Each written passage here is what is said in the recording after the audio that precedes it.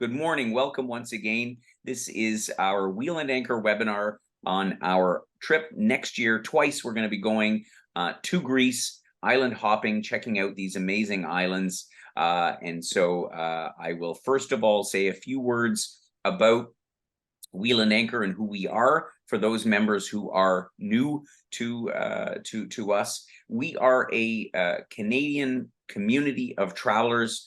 We have members from all across the country, and we just like to have a lot of fun going on trips all around the world.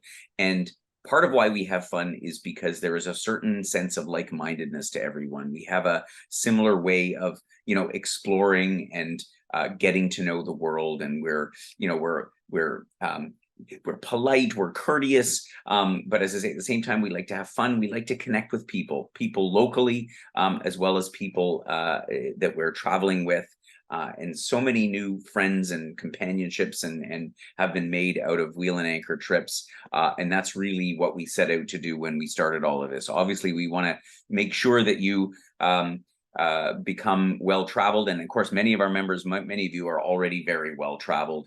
And in the Wheel and Anchor lexicon of what well-traveled means, it's about having the time to really soak in each of the places that we visit. That's what we're all about. So I will now introduce our team. First of all, my name is Gordon Dreger. I am the founder of Wheel and Anchor, curator of all of the trips that we offer here in our organization.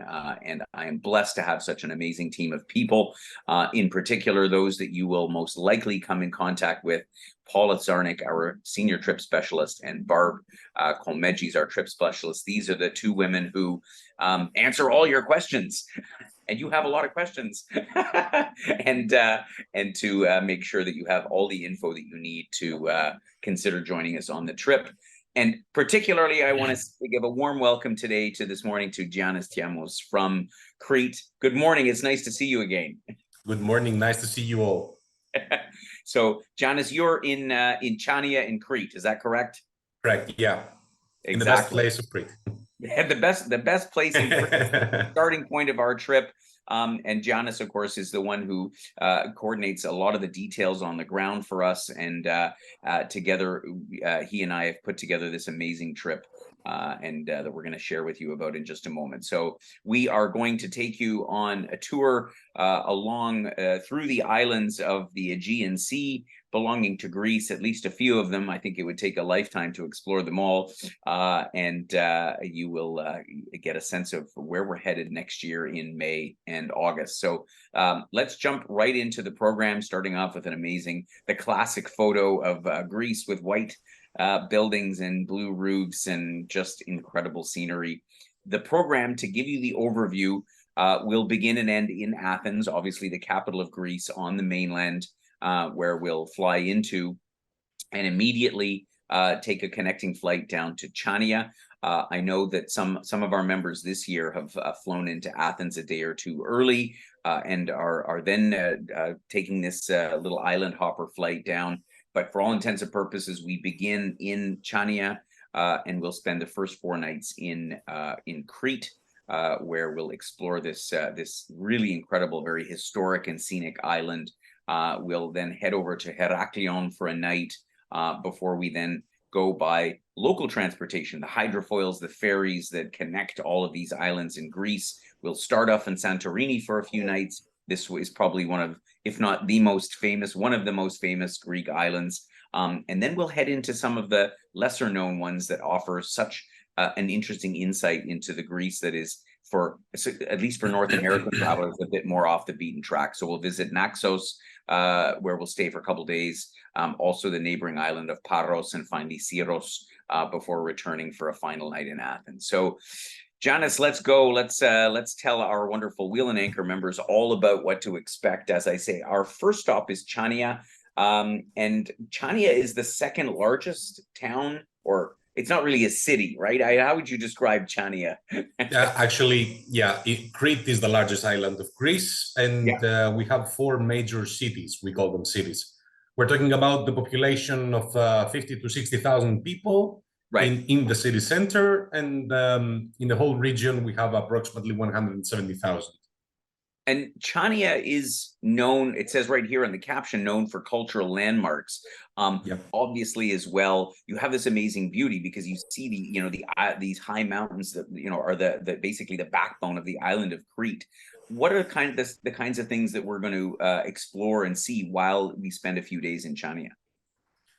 Um, Crete was always the crossroads of the civilizations. We had a very long history. The the first organized civilization in Europe began here in this island. So we're talking about thousands of years of history, 5,000 years of constant human presence in this island. In Crete, we can see the signs of 5 different civilizations, at least 5. The Minoans, the Arabs, the Venetians, the Turks, and of course the Greeks. We're starting our schedule from Chania, where we have a direct flight, as you said, from Athens. In Chania, we have some time to explore the old town and the Venetian harbor, which is the most beautiful combination all over the island, and one of the most beautiful cities, old cities all over the country. Greece, actually, Chania is a beloved destination for the Greeks as well. We have a lot of them visiting the island during the summertime, especially. August, now, this was our busiest season.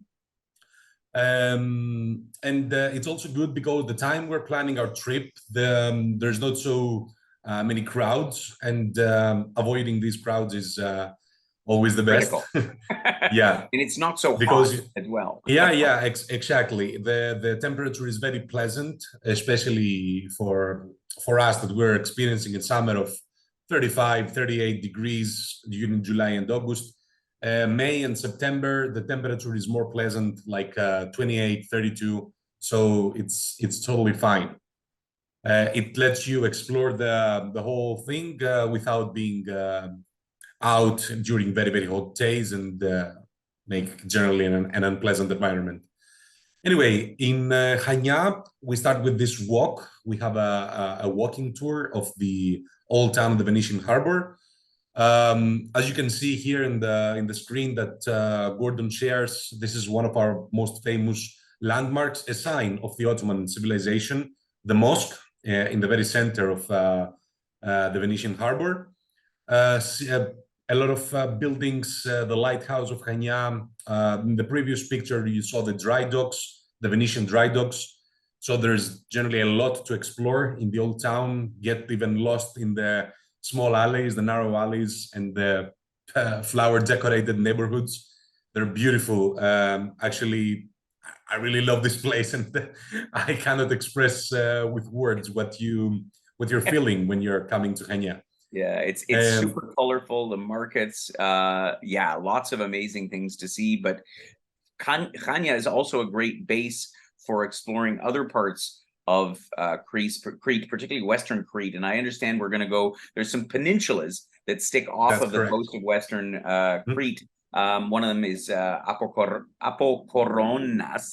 Correct. Yeah. Well done. I'm trying. Yeah. And of course, the food is such a Yep. big part of the experience here. Absolutely. What are the things that we're going to see and do to learn to taste and smell and taste our way through Crete?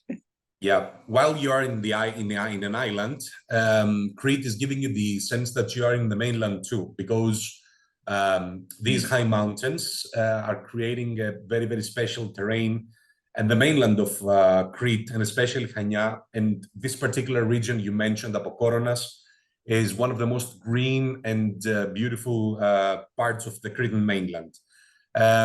Food is a very important thing in Greek culture.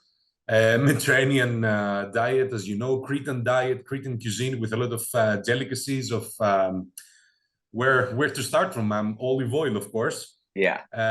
35 million olive trees all over the island is giving us the gold, the natural gold, as we call it.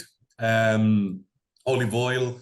We're having spectacular wines that deserves a much better place in the world's wine Agreed. class. let's say. That's what I like. We don't get a lot of Greek wines here in Canada. A Yeah, few, and as you you say, must travel.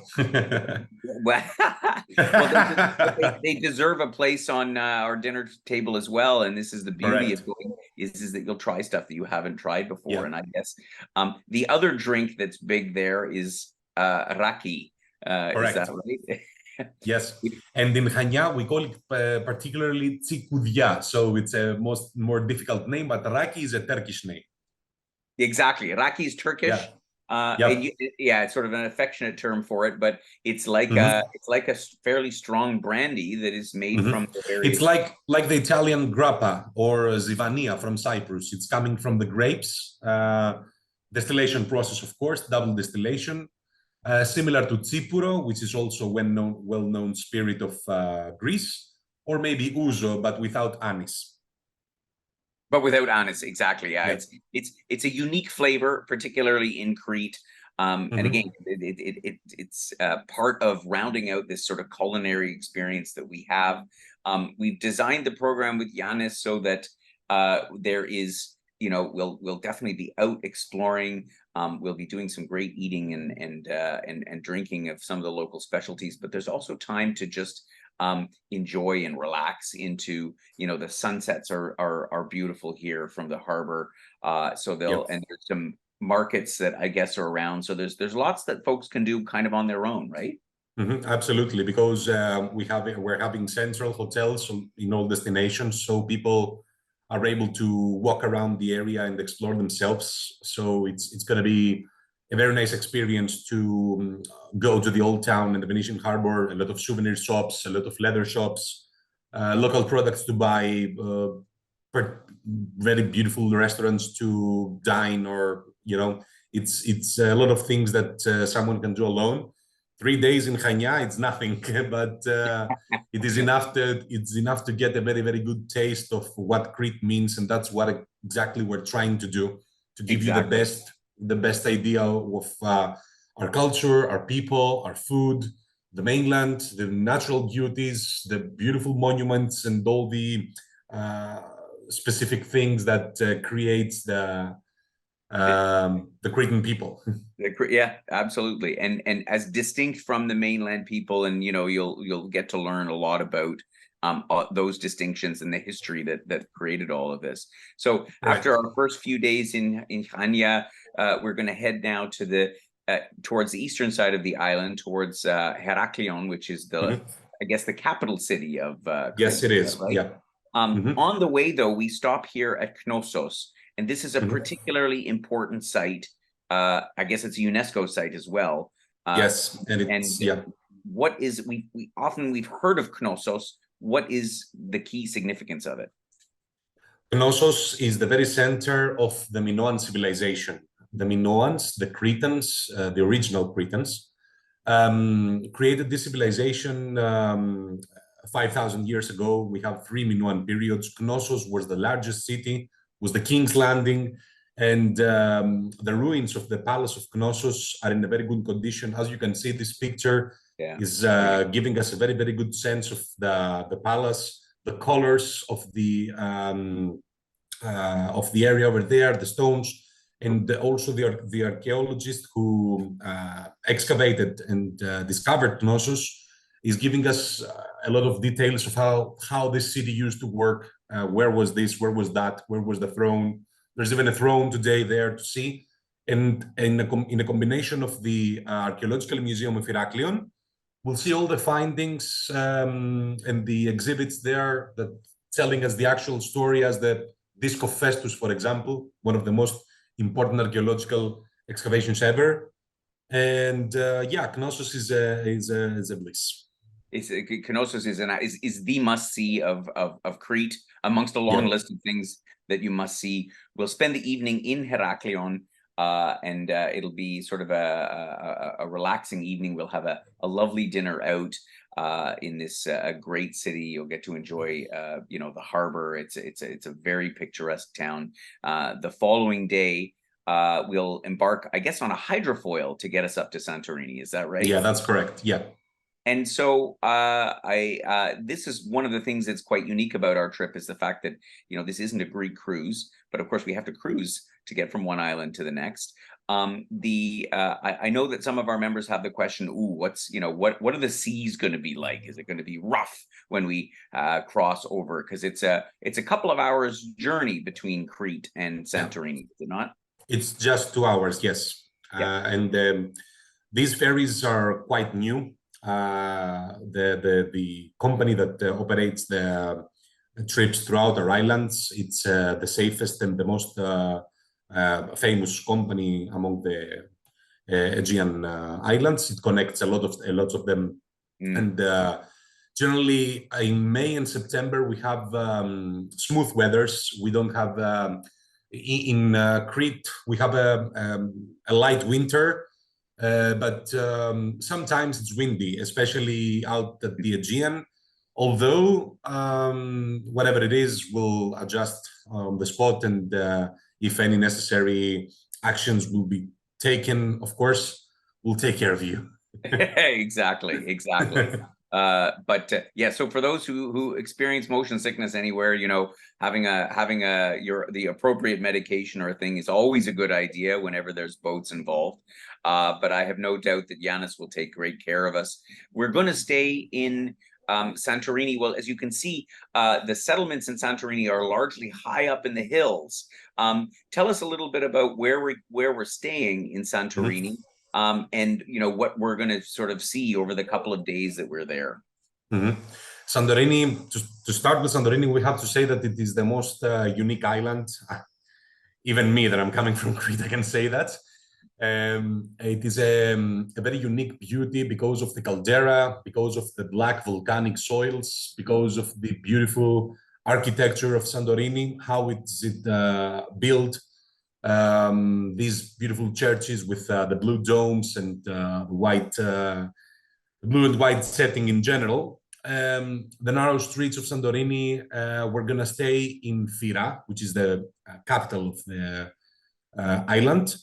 It's not so far from the port that we're docking. We'll need approximately 20 to 30 minutes ride, which is not long. Nope. I'm saying maximum delays and things like that included. And the most charming location in Santorini is Ia, of course. The most famous sunset in Greece is there. And we're going to visit these places. We're going to visit Ia, we're going to visit Fira, Imerovigli, which is next to Fira, and even Firostefani. Santorini will give you a very unique, it has a very unique charm. It has an energy, this volcanic soil, where in combination with these white and blue domes will give you an absolute, you will be amazed by Santorini, I'm sure. Santorini is an island with a lot of crowds, especially during the summer. But again, the time we visit is not the high season. It's a part of the high season, but not the super hot. Yeah. During that time, Santorini, it's a very touristic destination and attracts people all over the world. Is in a lot of people's bucket list, so it attracts crowds definitely. But when you come to Greece, and especially if it is the first time you have to see, it's a must see. So sometimes you might need to avoid the crowds and get the bigger idea, the bigger picture. Yeah, well, we're spending 3 nights there, and that was the exact intention, so that we are not like the rest of the passengers on various cruise ships that are sort of on and off and madly bustling about.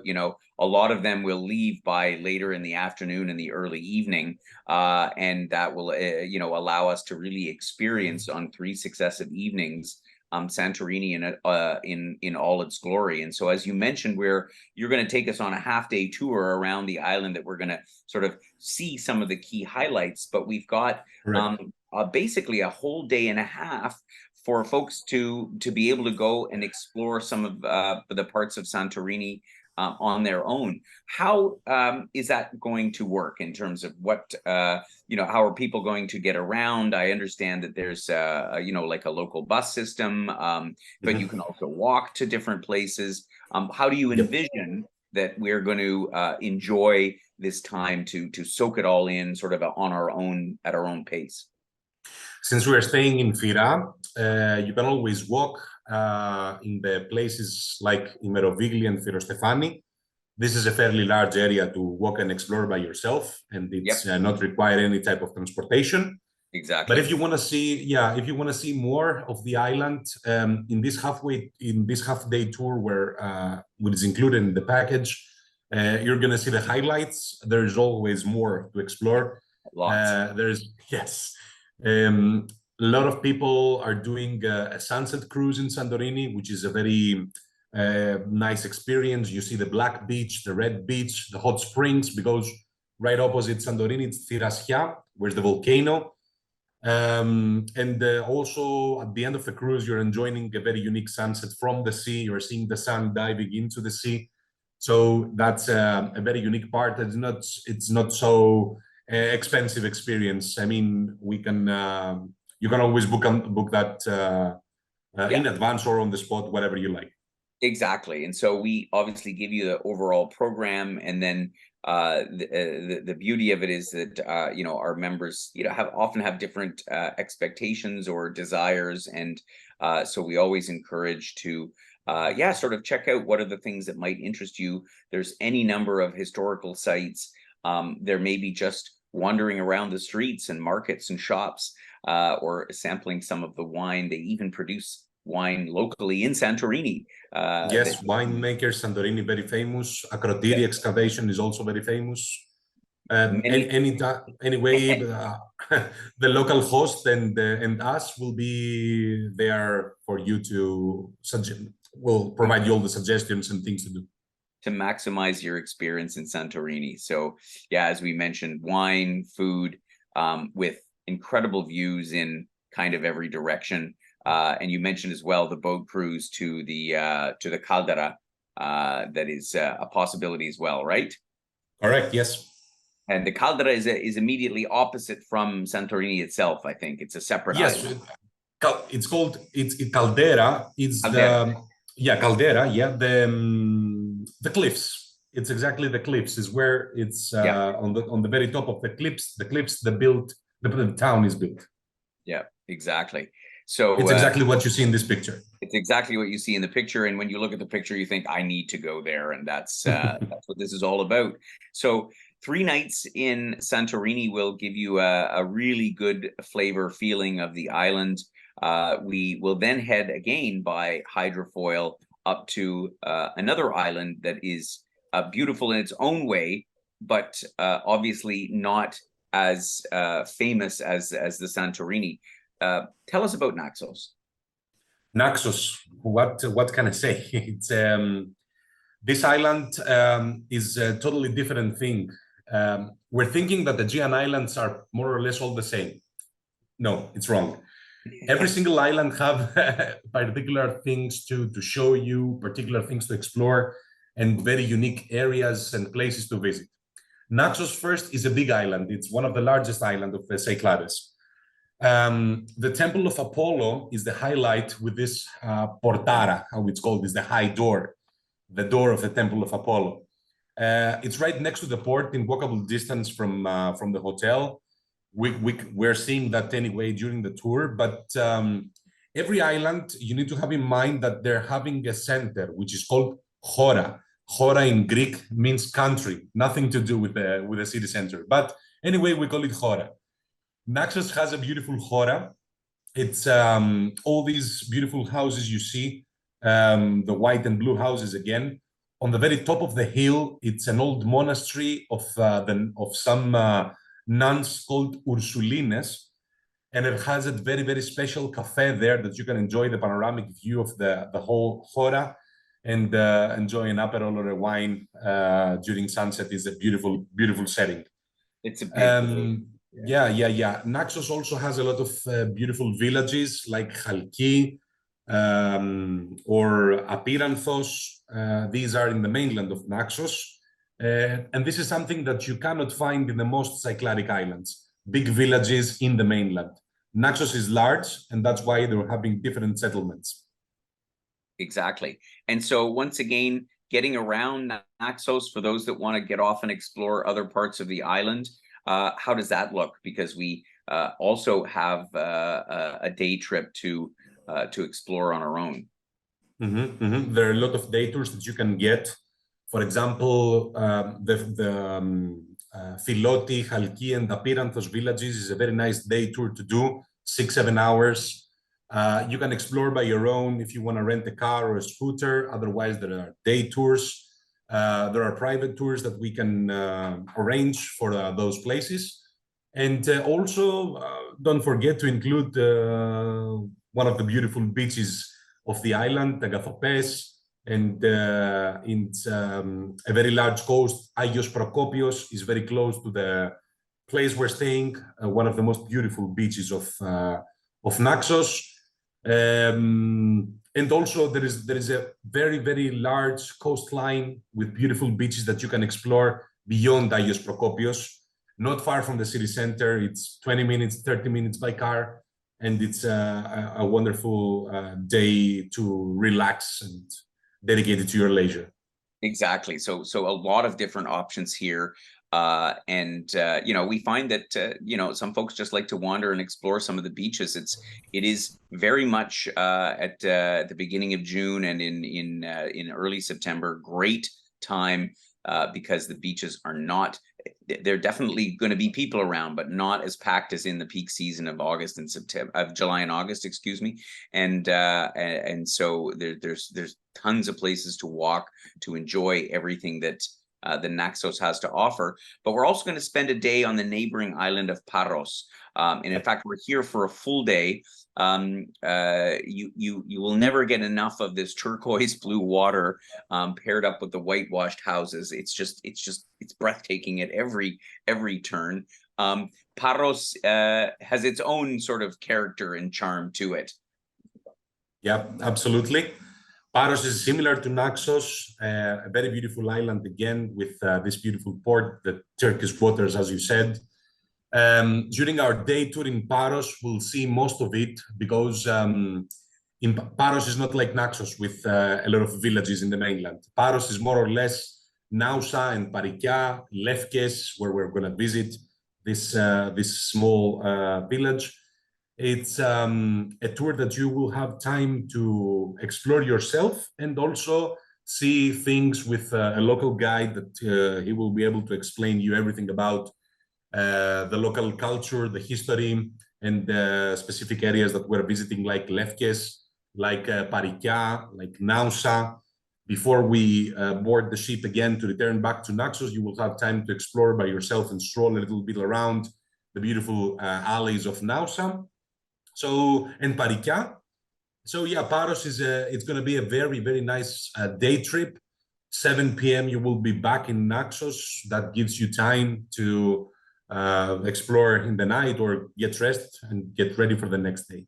And get ready for the next day and the next stop. And so as I say here, I don't know, just looking at the pictures, I just picture myself and members walking along that beautiful beach and taking in the waters and the great scenery that's in Naxos. So just as in Santorini, there'll be lots of options for you to consider, and we really do emphasize it's great to sort of do your own Googling and research, and what are the aspects of Naxos that would appeal to you, so that you have a bit of a plan. But between Giannis and the local guide and our host, there's always some ideas for those who like to be a little bit more spontaneous.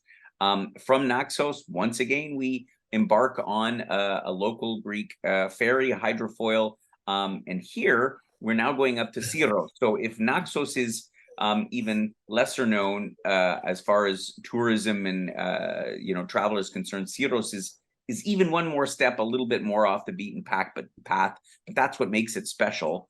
Right. But what's about Syros? We're going to be spending 3 nights here as well. It's exactly what you said, Gordon. When you're getting to a place which is totally non-touristic, it is the best way to see it pure and see the locals, how they live, how they work, getting here and there. And Naxos has a very unique cultural heritage. It's a very different island to the Santorini and Naxos. It has a very, very different character because you won't see these white and blue houses and domes. You will see a totally different architecture. It's coming also from the Venetian era. You'll see the old houses of the rich people that came from Spetses and built. Oh, that's it. This is Vaporia neighborhood. This is St. Nicholas Church with this blue dome. You see the colors are completely different. We have stone here. We have colorful windows. We have beautiful stone paths to walk. It's amazing. I mean, starting from the mayor house, the city hall, you go to the opera house, which is very, very beautiful building to visit and also go inside. Walking in Vaporia, this is the neighborhood of Vaporia that we see right now, exploring the beautiful churches of Syros. And this is only in the ground next to the port where we are docking. There's another part of Syros called Ano Syros, almost attached. Yeah, almost attached to this place I'm describing right now, which is even more unique, with a Catholic church built in the very top of the hill, St. George's Catholic Church. And as you go down, you explore the narrow streets of Ano Syros. Ano means up in Greek. So you will see a very, very special and unique neighborhood with nice houses, nice churches and monasteries, narrow alleys. It's amazing. Exactly. And as in our traditional fashion, I guess the last place we visit is Kini, which is a town that has a great Western exposure and a lovely sunset view, from what I understand. Correct. Yes. Yeah. So a lot of beautiful beaches like Kini, Agathopes, Yalisas, De La Grazia, beautiful beaches in Syros. You will find again these beautiful turquoise waters, crystal clear waters of the Aegean Sea. It's not going to disappoint you, definitely. No, we have no doubt about that. We'll have another day as well to explore Syros, and also we'll be imbibing in amazing Greek cuisine throughout the trip. And much like with the other islands, there's a whole host of different things to do, lots of exploration to do. I understand there's a great art gallery here. That is the art gallery of the Cyclades, which is this subgroup of islands in the Aegean. What else might one get up to in exploring this island? It's going to take a lot of time to explore the Hora, the city center in Syros. Yeah. Ano Syros and the center we're gonna need a day to explore. And if you want to spend more time around and see yourself, one of the beautiful beaches we mentioned before, it's a very good idea. And also, we're in the end of the trip, so you might be tired for the rest of the exploration. So this might be the time to relax and dedicate a day to at your leisure at the beach. If you haven't been enjoying the beach by this point, you'll definitely want to do it in Syros. Because that will be our last day in the islands. From here, we take our final hydrofoil ride back to Athens, where we'll enjoy one night, a final night before departing out. And some of our members may want to tack on a few days if you haven't been to Athens before, or if you don't come into the city earlier. There are obviously plenty of things to do in Athens. So we're centrally located. Athens is a big sprawling city, but I think we're not far away, for example, for those who want to go up to the Parthenon, which is what's pictured here, and the icon of the city of Athens. Yes. Correct. Yes. Parthenon must be in the bucket list of everyone. It is a very historical point. Athens has a totally different character. It's the capital, thousands of years of history again, when democracy is born, when poetry, where I can speak for hours, you know me, Gordon. But definitely Athens is not gonna let you down. If you wanna stay a couple of days or maybe more before you arrive, before we start the itinerary or after, trust me, it really worth a visit. If you never visited Athens before, it's an area that's gonna take your breath away. Indeed. And so it is our last day, but I think that it's worth tacking on an extra couple of days for those that wish, or either at the beginning or at the end, and exploring on your own. There's just a lot of things to see and do.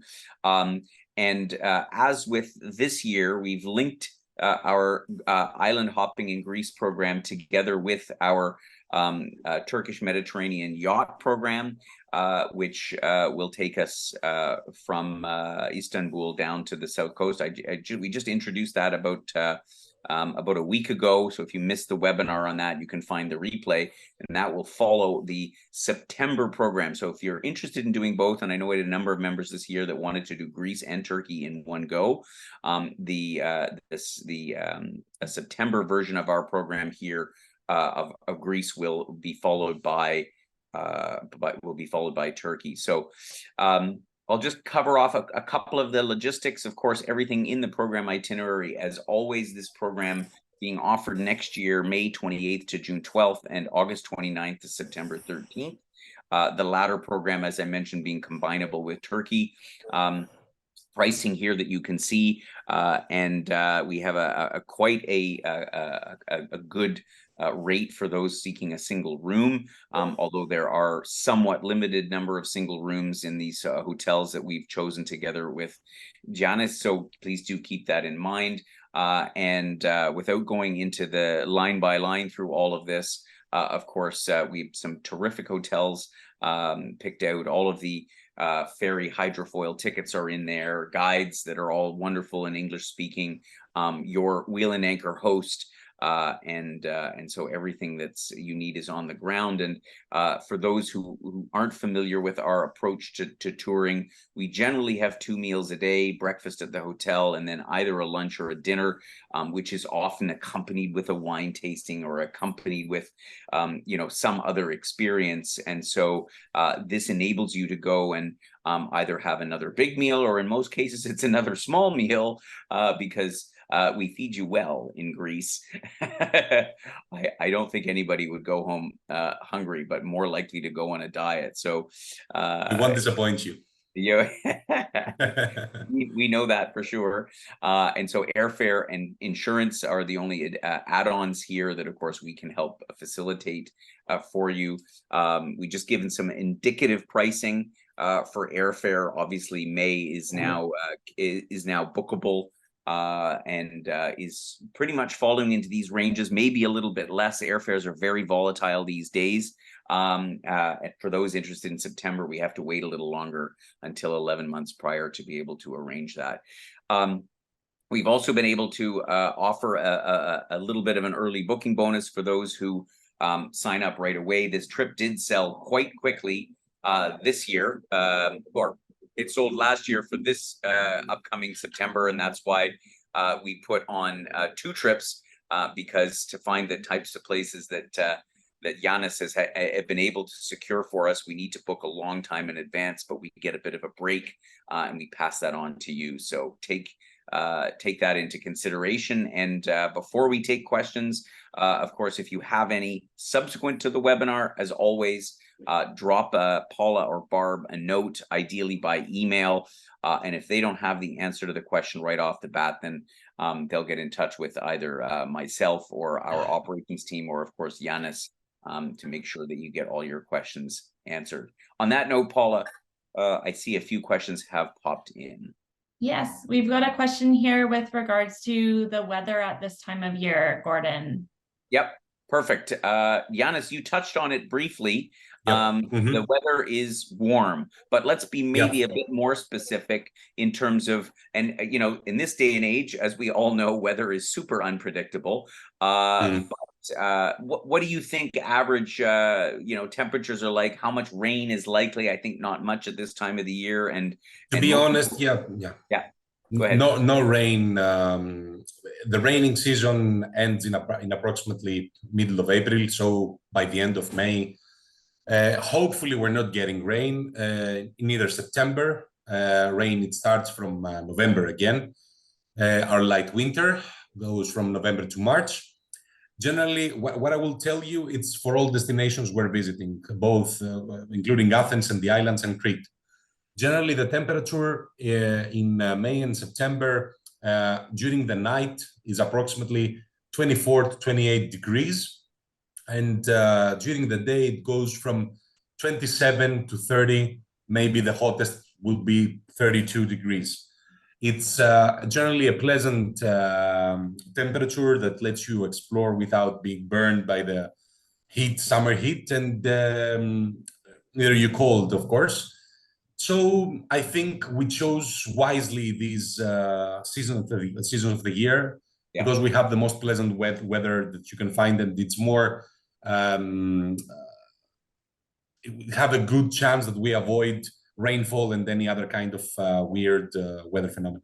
Exactly. And it's pretty dry there, right? Humidity is not such a factor. Is that fair? No, it is. We have humidity, but you have some humidity. Okay.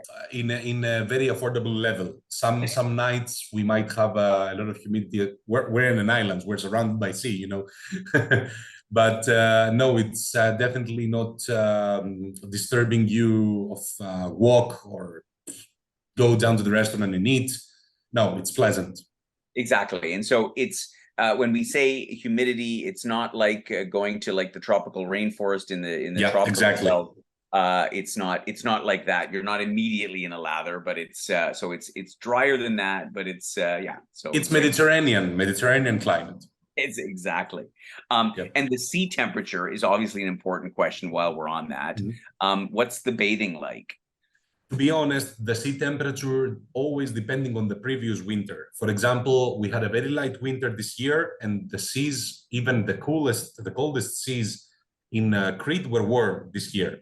So I cannot be sure. Generally, we're well known for our cold seas, but you will need some time to get in the sea. But some years like this one, the water is definitely warmer and enjoyable.